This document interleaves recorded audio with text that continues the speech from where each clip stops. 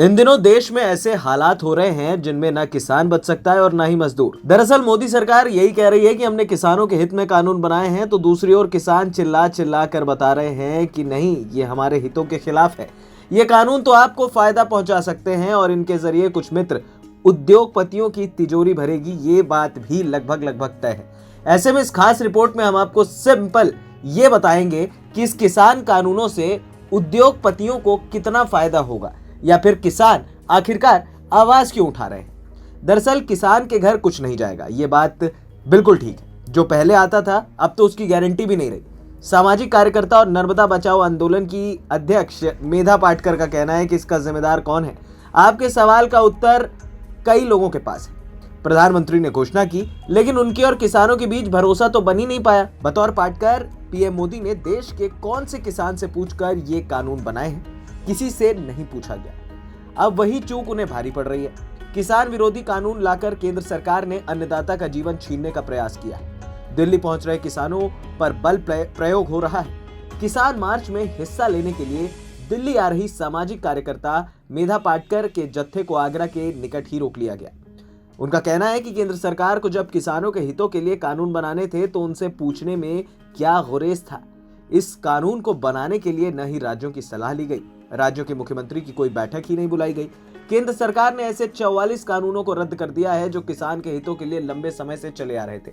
जब पीएम मोदी और उनकी सरकार खुद को किसानों का हितैषी कहती है तो ये कानून लाने से पहले किसानों से एक बार पूछा तो लिया होता। छिप छिपाकर कानून लाने की आवश्यकता आखिरकार क्यों पड़ रही है?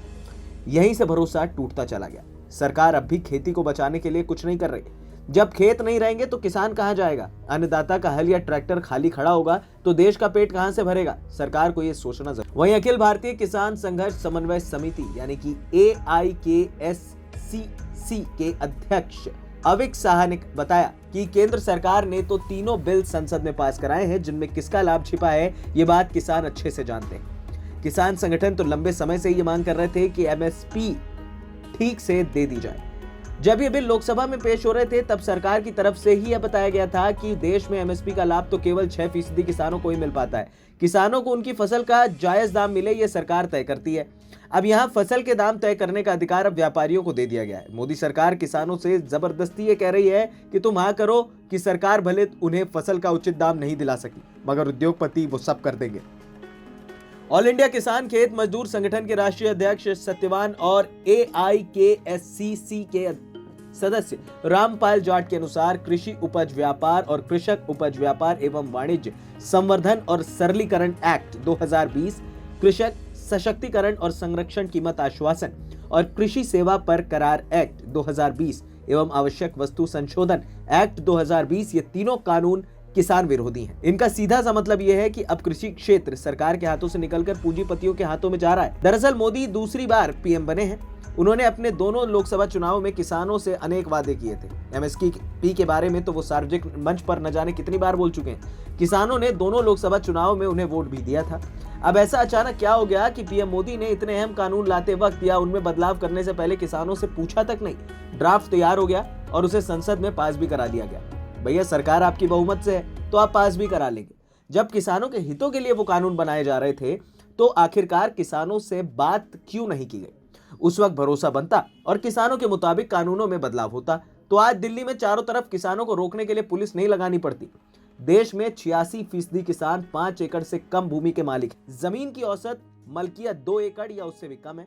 ऐसे में 86% किसान अपनी उपज नजदीक के अनाज मंडी, सब्जी मंडी के अलावा कहीं दूसरी जगह पर ट्रांसपोर्ट के जरिए न तो ले जा सकता है और न ही बेच सकेगा। सरकार मंडी प्रणाली को नष्ट करने पर तुली हुई है। इससे तो किसान खत्म हो जाएगा। मंडियां खत्म होने का असर केवल किसान पर ही नहीं पड़ेगा, बल्कि अनाज सब्जी मंडी में काम करने वाले लाखों मजदूर, आड़ती, ढुलाईदार, ट्रांसपोर्ट, शेलर और मुनीम का भी रोजगार खत्म हो जाएगा। बड़ी बात सीधी सीधी ये है कि जब आपने नोटबंदी की थी उसका हमने क्या ड्रॉबैक देखा था, और अब किसान आंदोलन जो हो रहा है ये साफ तौर पर किसानों का सीधा कहना है कि हमारी पूंजी, हमारा पैसा हम उद्योगपतियों के हाथों में नहीं देंगे। वहीं दूसरी तरफ अगर इसका सीधा साधा उदाहरण देखा जाए तो जब रिलायंस जियो मार्केट में आया था उस दौरान ये बात कही गई थी कि अब सभी को फ्री डेटा उपलब्ध कराया जाएगा और फ्री डेटा मिला भी। लेकिन आखिरकार 2 साल बाद हुआ क्या? वही जियो आज लोगों से पैसे चार्ज कर रहा है और मनमाने ढंग से पैसे चार्ज कर रहा है।